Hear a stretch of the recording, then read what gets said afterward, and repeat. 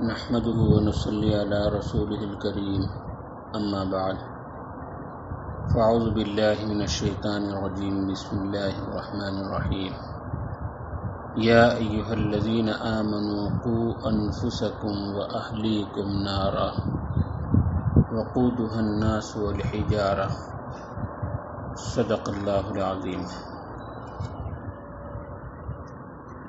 میرے محترم بزرگوں، عزیز دوستوں اور بھائیوں، اللہ تبارک و تعالیٰ نے ہمیں اور آپ کو بے شمار نعمتوں سے نوازا ہے۔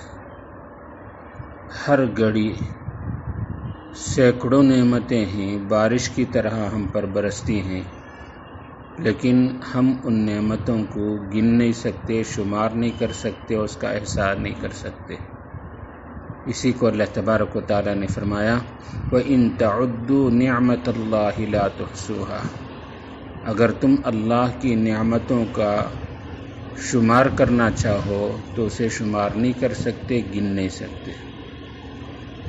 اللہ کی بے شمار نعمتوں میں سے ایک نعمت اولاد کی بھی ہے۔ ہمیں اللہ تعالیٰ نے اولاد سے نوازا، بیٹا بیٹی جو بھی ہو، یہ بھی اللہ کی نعمتوں میں سے ایک بڑی نعمت ہے۔ یہ کتنی اہم، کتنی عظیم اور کتنی بڑی نعمت ہے، آپ ان لوگوں سے پوچھیں جن کو شادی ہو کر کئی سال ہو گئے لیکن اولاد کی نعمت انہیں حاصل نہیں ہوئی۔ ان کے دل میں اولاد کی کتنی تڑپ، کتنی طلب اور کتنی بے چینی ہوتی ہے۔ اولاد والوں کو دیکھ کر وہ کتنا دل کے اندر بے چین ہوتے ہیں، کاش کہ ہمیں بھی اللہ تعالیٰ ایک لڑکا یا ایک لڑکی سے نوازتا تو کتنا ہماری حالت خوشی کی ہوتی، گھر کے اندر کتنی خوشیاں ہوتی۔ ان لوگوں کو اس کا احساس ہے۔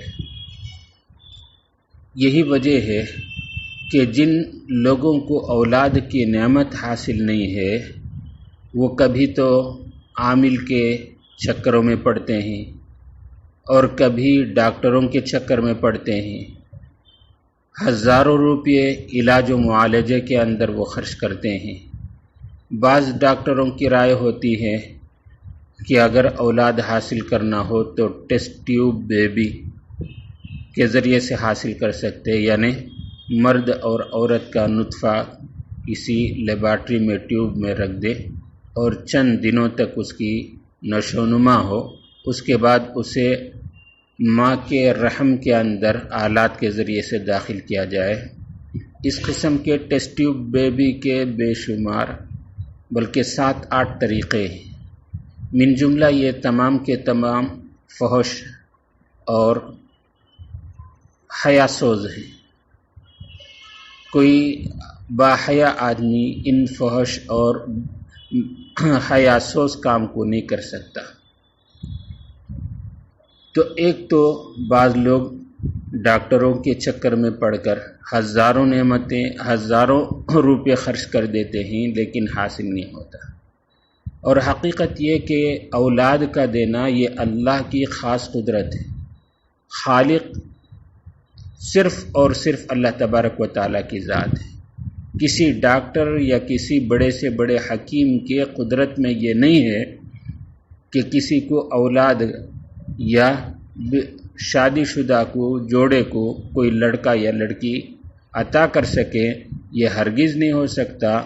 یہ اللہ کی خاص شان اور اللہ کی خاص صفت ہے۔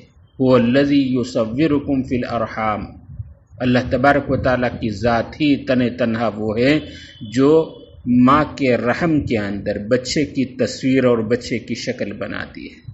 کسی انسان کا اس کے اندر کوئی عمل دخل نہیں ہے۔ بعض لوگ اولاد کے حاصل کرنے کے لیے، جن کو اولاد نہیں ہے، دوسرے کے بچوں کو لے کر پالتے ہیں، متبنہ بنا لیتے ہیں، لے پالک۔ لیکن لے پالک بنانے میں بعض مسائل ہیں، ان کا علماء سے پوچھ کر اس پر عمل کرنے کی ضرورت ہے۔ چاہے دوسرے کا بیٹا یا بیٹی لے کر پال لیے تو یہ اجنبی لڑکا یا لڑکی ہمارے گھر کے اندر ہے، تو اب یہ بالغ ہو گئے تو اگر لڑکا ہے تو پالنے والی ماں کے لیے وہ اسے پردہ کرنا پڑتا۔ اگر لڑکی ہے جس کو پال رہے ہیں تو بالغ ہونے کے بعد اب پالنے والے باپ سے اس کا پردہ کرنا ضروری ہوتا۔ یہ مسئلہ بہت مشکل ہوتا ہے، اور اس کے اندر بعض لوگ ایسی غلطی بھی کرتے ہیں کہ پالنے کے بعد پالنے والے باپ کی طرف اس کی نسبت کرتے ہیں۔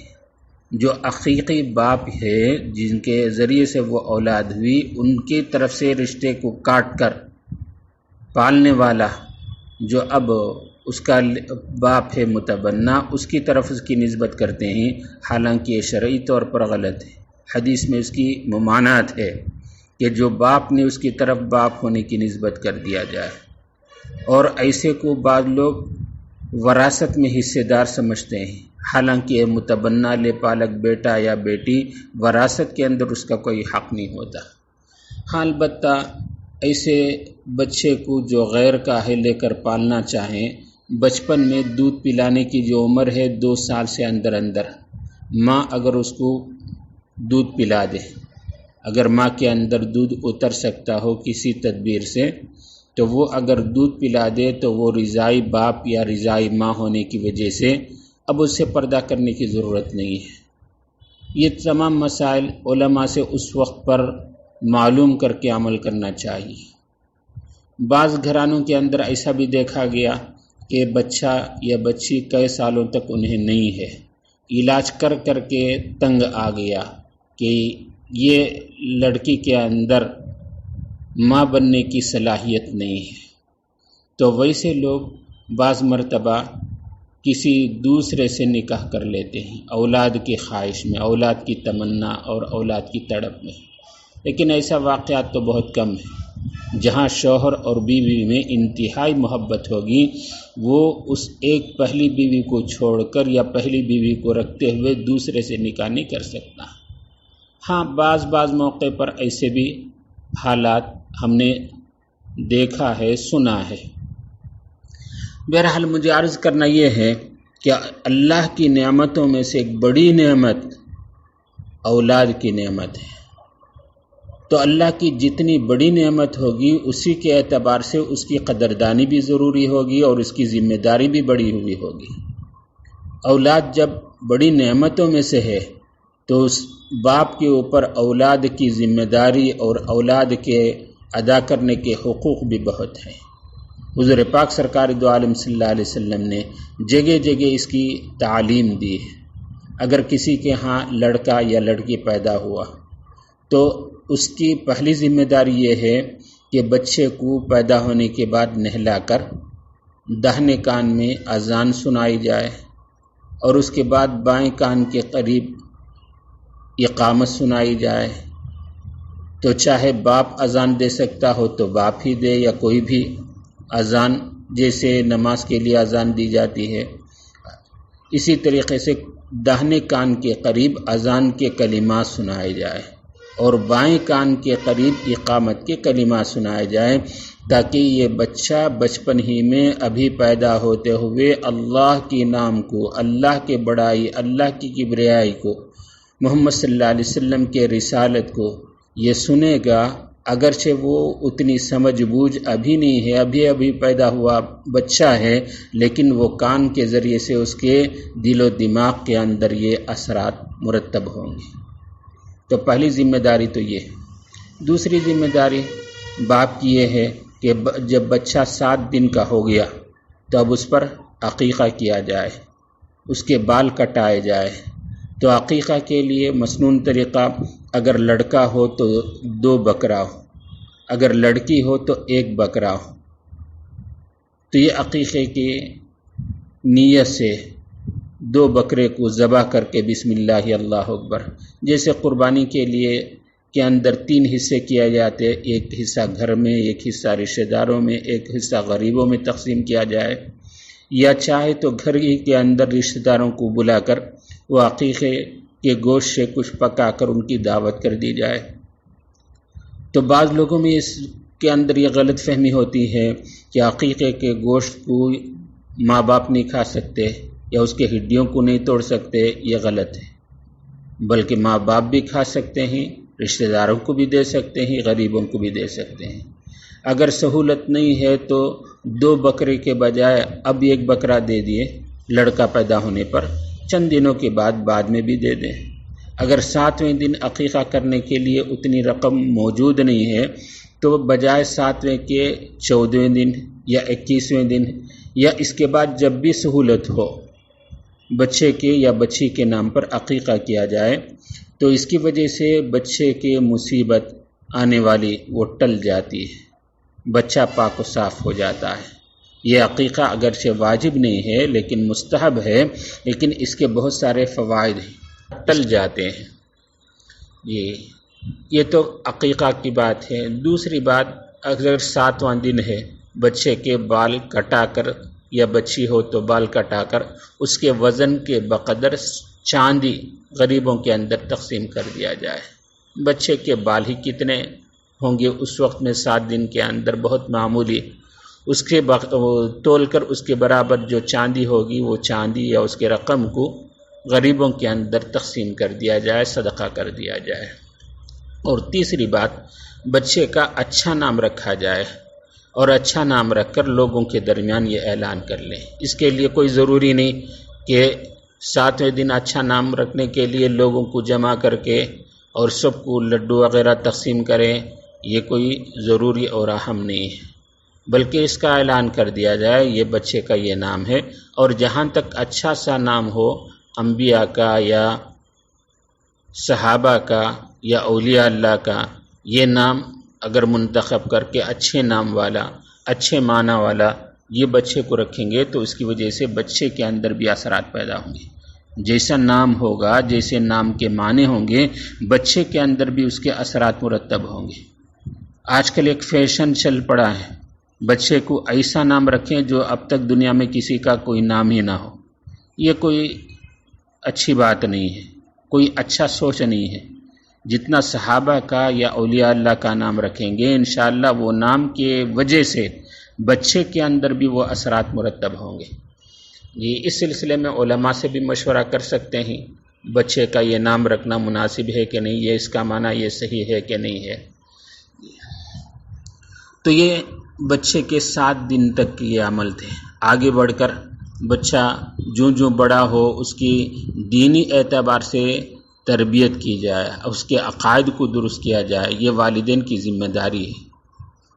بچے کے دودھ پلانے کے اندر بھی ماں اتنی احتیاط کرے کہ کوئی حرام کا لقمہ یا بے وضو بچے کے دودھ نہ پلائے۔ یہ کوئی واجب بات نہیں ہے، لیکن اس اہتمام کی وجہ سے بچے کے اندر اچھی صلاحیت پیدا ہوتی ہے۔ بچے کی ماں کے اندر جیسے سوچ ہوگی اس اعتبار سے بچے کے اندر وہ اثرات مرتب ہوں گے۔ تو بچے کی تربیت میں ماں باپ کا بہت بڑا دخل ہے۔ ماں کا گود بچے کا پہلا مدرسہ ہے۔ جیسے بچے کے اندر ماں تربیت کرے گی، دینی باتوں کو، اکابر اور اولیاء اللہ کے واقعات کو، صحابہ کے واقعات کو بچپن ہی میں اسے سناتے رہے گی، بچے کے اندر وہ دینی مزاج، دینی حوصلہ پیدا ہوگا۔ یہ ماں کی ذمہ داری ہے بچے کی اچھی تربیت کرے۔ حدیث پاک میں ہے، حضور پاک سرکار دو عالم صلی اللہ علیہ وسلم کے سامنے ایک بچہ عمرو بن سلمہ بیٹھ کر کھا رہا تھا، تو اس کے ہاتھ ادھر ادھر گردش کر رہے تھے پلیٹ کے چاروں طرف۔ پہلے زمانے میں جو بڑا شین کے اندر 4-5 آدمی مل کر بیٹھ کر کھاتے تھے، بچہ کبھی ادھر سے کبھی ادھر سے کھا رہا ہے عمرو بن سلمہ۔ تو حضور پاک سرکار دو عالم صلی اللہ علیہ وسلم نے فرمایا، یا غلام سم اللہ وکل بیمینک وکل مما یلیک، 3 الفاظ فرمائے، اے بچے اللہ کا نام لو، بسم اللہ کہہ کر کھاؤ، اور داہنے ہاتھ سے کھاؤ، اور اپنے قریب سے کھاؤ۔ تو آج کل یہ سوچ ہوتی ہے ابھی تو بچہ ہے، بڑا ہونے کے بعد اس کی خود بخود تربیت ہو جائے گی، سمجھ جائے گا۔ نہیں میرے عزیزو، بچے کے اندر جیسی تربیت بچپن میں کریں گے، بڑے ہونے کے بعد وہ عادت اور وہ اثرات اس کے اوپر قائم رہیں گے، اس پر وہ باقی رہے گا۔ اسی لیے حدیث پاک میں فرمایا، جب بچہ 7 سال کا ہو جائے تو اسے نماز کا حکم کرو، مروا اولادکم وہم ابناء 7 سنین وضربوہم علیہا، بچہ جب 7 سال کا ہو جائے تو نماز کا حکم کرو، اور 10 سال کا ہو گیا نماز نہیں پڑھ رہا ہے، نماز کے اندر غفلت ہے، اسے ہلکا مار سکتے ہیں تنبیہ کرنے کے لیے۔ آج کل مارنے سے زیادہ بچے کو شفقت کے ساتھ محبت کے ساتھ سمجھائیں تو اس کا ماننا آسان ہوتا ہے۔ بچے کو سختی کے ساتھ اگر تربیت کرنا چاہے تو آج کے ماحول کے اعتبار سے اس کا برا اثر پڑتا ہے، اب بچہ ضدی ہو جاتا ہے۔ اس لیے شفقت کے ساتھ، اور اگر نہ پڑھے تو اسے ہلکے سے مار سکتے ہیں، سختی سے نہیں کہ اس کی وجہ سے بدن پر نشان پڑ جائے اور بچے کے ذہن کے اندر یہ بیٹھ جائے باپ میرا دشمن ہے، ایسا نہ ہو۔ جی، تو بچے کی تربیت میں ماں کا اور باپ کا بڑا دخل ہے۔ آج کل کے ماحول کے اعتبار سے میرے عزیزو، بچہ جب 3 سال کا ہو گیا تو اسے کسی مکتب کے اندر داخل کر کے قرآن کریم کی تعلیم کی ابتدا کی جائے۔ بچپن ہی سے اسے قرآن کریم کی تعلیم، عقائد کی تعلیم اور دینی مسائل اور مسنون دعاؤں کا اہتمام کرایا جائے۔ بچہ اس عمر میں جب سیکھ لے گا، مسنون دعاؤں کو پڑھ لے گا، یاد کر لے گا، اور کھانے پینے اور سونے جاگنے کے وقت ان دعاؤں کا اہتمام کرے گا، انشاءاللہ مرتے دم تک وہ سنت اس کے اندر قائم رہے گی۔ یہ بچہ ہے، یہ کہہ کر اگر چھوڑ دیا جائے تو آئندہ اس کی تربیت نہیں ہوگی۔ اس لیے آج کل کا جو ماحول ہے میرے عزیزو، اسکولوں کا، کالج کا، انتہائی خطرناک حالت ہے، پرخطر حالت ہے۔ تو آپ علیہ الصلوۃ والسلام نے ماں باپ کو یہ ذمہ داری دی ہے، کلکم راع وکلکم مسئول عن رعیتہ، تم میں سے ہر ایک ذمہ دار ہے، تم میں سے ہر ایک کو اس کے ذمہ داری کے بارے میں سوال کیا جائے گا کہ تم نے بچوں کو صحیح تربیت کی کہ نہیں کی۔ اگر یہ بچہ اس بچپن میں صحیح تربیت سے محروم ہو گیا تو آئندہ چل کر یہی ماں باپ اس کے وجہ سے پریشان ہوں گے، یہی اولاد اپنے ماں باپ کے لیے جان لیوا ثابت ہوگی، اور ماں باپ بد دعا کریں گے بچوں کو کہ یہ ہمارے گھر کے اندر یہ بچہ میرے بات مان نہیں رہا ہے۔ تو ایسے حالت آنے سے پہلے بچے کی محبت کے ساتھ، شفقت کے ساتھ دینی تربیت کریں گے، دینی رہنمائی کریں گے، اور اسے دینی مزاج کے اندر اسے ڈھالیں گے، انشاءاللہ یہی بچہ ماں باپ کے حقوق کو جانے گا، بڑے ہونے کے بعد آنکھوں کا ٹھنڈک بنے گا، ماں باپ کا احترام، بڑے لوگوں کا احترام اس کے دل کے اندر آئے گا، ماں باپ کے حقوق ادا کرے گا، ماں باپ کی خدمت کرنے کو اور اس کی خدمت کر کے جنت میں داخل ہونے کا یہ سبب سمجھے گا، اور اس کے اندر وہ صلاحیت پیدا ہوگی ماں باپ کی خدمت کی۔ تو یہ عمر ہے جوانی کا۔ آج کل کے حالات کے اعتبار سے بچے کو ماں باپ بڑے سے بڑا فون دے دیتے ہیں، کارٹون اس کے اندر لگا دیتے ہیں۔ میرے دوستو، یہ غلط تربیت ہے، اور یہ کارٹون اور یہ فون کی وجہ سے بچے کے مزاج، بچے کے اخلاق اور بچے کی تربیت بگڑ جاتی ہے۔ ہم دل بہلانے کے لیے دے دیتے ہیں، بچہ شرارت کر رہا ہے، بچہ نہیں کھا رہا ہے، اس کی وجہ سے یہ کارٹون اور یہ فون وغیرہ اسے دے دیتے ہیں، بچپن ہی سے وہ فون کا عادی بن گیا، تو فون کے اندر لگ کر اس کے اوقات ایسے برباد ہوں گے کہ اچھا سا اچھا کام نہیں کر سکتا، وہ اچھی تربیت نہیں ہو سکتی، اچھا ہنرمند نہیں بن سکتا، ماں باپ کی قدر اور ماں باپ کو کی خدمت نہیں کر سکتا۔ یہ فون ایسی مصیبت اور ایسی بلا ہے۔ تو بچپن ہی سے بچوں کو یہ فون سے اور یہ بڑے بڑے کارٹون والے فون سے محفوظ رکھیں، اس کی پہنچ نہ ہو بچے کی فون کی طرف۔ تو بہرحال یہ ماں باپ ذمہ دار ہوں گے، یہ آنکھوں کا ٹھنڈک کا ذریعہ بنتا ہے یہی تربیت کی وجہ سے۔ ایک اور بات، آج کل کے حالات کے اعتبار سے اسکولوں کا ماحول بہت ہی بگڑا ہوا ہے، بہت ہی افسوس کن ہے۔ اگر یہ بچہ ہمارے مسلمانوں کے اسکول میں پڑھ رہا ہو تب تو کچھ امید ہے، یہ بچے کی دینی تربیت ہوگی، لیکن یہ بچہ اگر غیروں کے اسکول میں پڑھے، کالجوں میں پڑھے یا سرکاری اسکولوں کے اندر پڑھے تو آئندہ چل کر یہ بچے کے بارے میں کوئی امید نہیں کی جا سکتی کہ یہ بچہ مسلمان بھی رہے گا کہ نہیں۔ میرے دوست، آج کل کی حالات بہت سنگین ہیں، میں بہت دکھ اور درد کے ساتھ کہہ رہا ہوں، بہت سے ایسے واقعات ہمارے سامنے ہیں۔ یہ بچے یا بچیاں اعلیٰ ڈگری حاصل کرنے کے لیے اور اچھے تعلیم دلانے کے لیے یہ ماں باپ کرسچنوں کے اسکول میں کالجوں میں داخل کر دیتے ہیں، اور یہ کرسچنوں کے اسکول میں کالج میں داخل کرنے کی وجہ سے اس کی اچھی سے اچھی انگریزی بولنے اور بات کرنے کی صلاحیت ہو جاتی ہے، لیکن ایمان کے اعتبار سے وہ کھوکھلا ہوتا ہے۔ کتنے ہی ایسے واقعات ہیں، ماں باپ دیندار ہیں، تہجد گزار ہیں، پابند صوم صلات ہیں، ان کی بچی اور ان کے اولاد ایسے کالج میں کرسچنوں کے اسکولوں میں پڑھ کر مرتد ہو گئے، اور اس کے بعد ان کو ہوش آیا۔ اب بچے کو سمجھانے کی کوشش کی جاتی ہے، بچہ تو ہاتھ سے نکل گیا، بچی تو ہاتھ سے نکل گئی، اب پوری طریقے سے وہ عیسائیت کے رنگ میں رنگ گیا ہے۔ اب ان پڑھانے والے کرسچن معلم یا معلمہ کا اثر دل کے اندر اتنا سرایت کر جاتا ہے کہ وہ کسی حالت میں اسلام کی طرف واپس آنے، کرسچن کے مذہب کو چھوڑنے کے لیے تیار نہیں ہوتا۔ ماں باپ روتے ہیں، ایسی حالت میں رو کر فائدہ کیا؟ اسکول کے اندر بچہ کیا پڑھ رہا ہے، کیسی اس کی تربیت ہو رہی ہے، اس کی نگرانی ہم نے نہیں کی۔ کرسچن اسکول کے اندر یہ سمجھ کر اس کے تعلیم اچھی ہے اور اس کے اندر انگریزی زبان اچھی طریقے سے سکھائی جاتی ہے، بولنا آ جاتا ہے، لیکن اسلام کے اعتبار سے وہ کھوکھلا ہو جاتا ہے۔ اللہ اکبر، اللہ حفاظت فرمائے۔ اور آج کل کے نئے حالات کے اعتبار سے حکومت نے جو نیو ایجوکیشن پالیسی 2020 یہ عائد کی ہے، یہ انتہائی خطرناک اور اسلام کے اعتبار سے انتہائی مضر ہے۔ ظاہر کے اعتبار سے اس میں سبز باز دکھائے جاتے ہیں، یہ تعلیم کے اندر یہ فائدہ ہے، یہ فائدہ ہے، اور اس کے اندر اس ایجوکیشن پالیسی کے اندر بچہ آئندہ پڑھ کر یہ ہوگا، لیکن یہ سب ہونے کے ساتھ میرے عزیزو اس کے اندر بہت سے زہریلے اثرات اندر سرایت کیے ہوئے ہیں۔ بچہ اس تعلیم کے اندر، یہ نیو ایجوکیشن پالیسی کے اندر آگے بڑھے گا تو اس کے اندر ہندو مذہب کی تعلیم،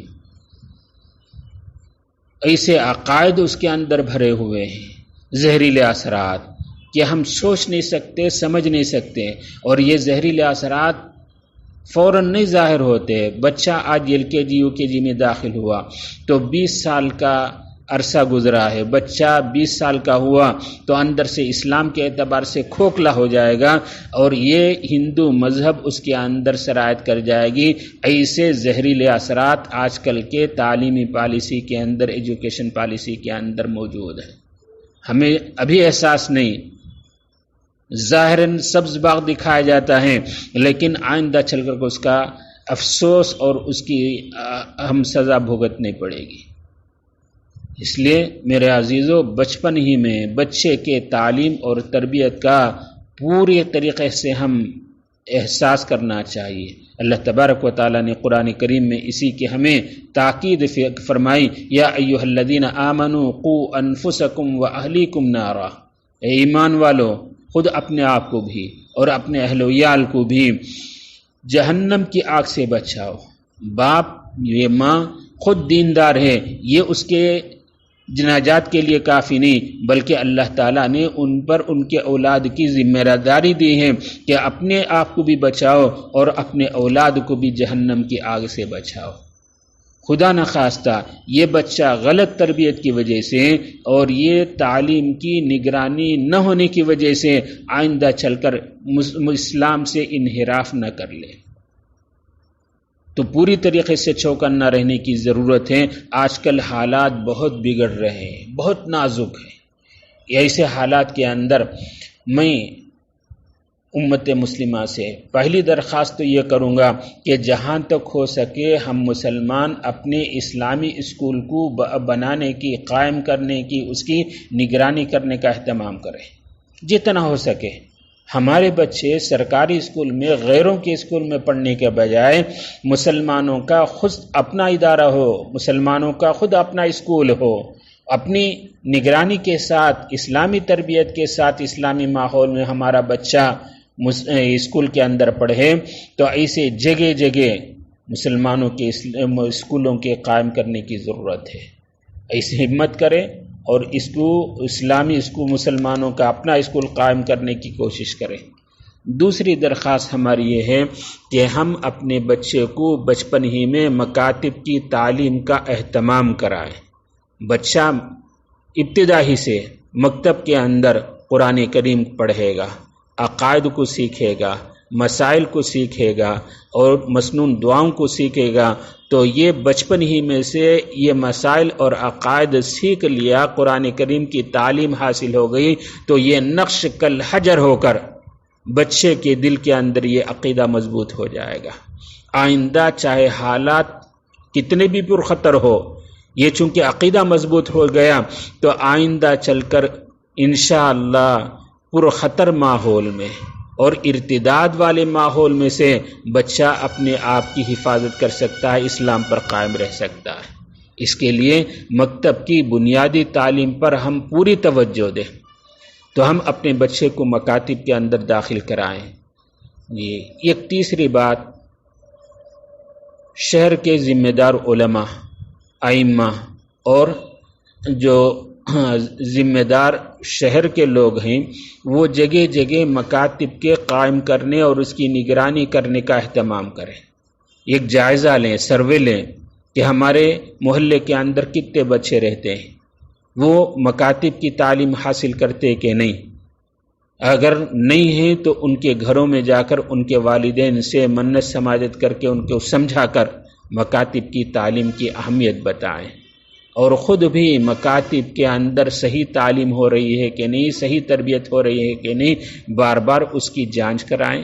بچہ مکتب کے اندر پڑھ کر اس کا عقیدہ صحیح ہو، اس کی تعلیم مکمل ہو، اس کے ساتھ ساتھ چاہے وہ انگریزی اسکولوں میں پڑھے، اس سے ہمیں کوئی ممانعت نہیں، اس سے ہمیں کوئی انکار نہیں، لیکن بچپن کے اندر یہ پختہ مکتب کی تعلیم ہو جائے، مضبوط مکتب کی تعلیم ہو جائے، تو آئندہ چل کر وہ پرخطر ماحول میں بھی اپنے اسلام کی، اپنے دین کی حفاظت کر سکتا ہے۔ اس کے اندر ماں باپ کے حقوق اور اس کی خدمت کا جذبہ آئندہ پیدا ہو سکتا ہے، اس کا اہتمام کریں۔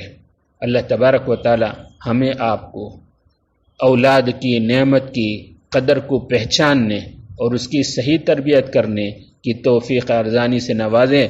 بچوں کے غلط تربیت سے، بچوں کے غلط ماحول کے اندر گمراہ ہونے سے یہ اللہ تعالیٰ اس ایسے حالت سے ہم سب کی حفاظت فرمائے، آمین۔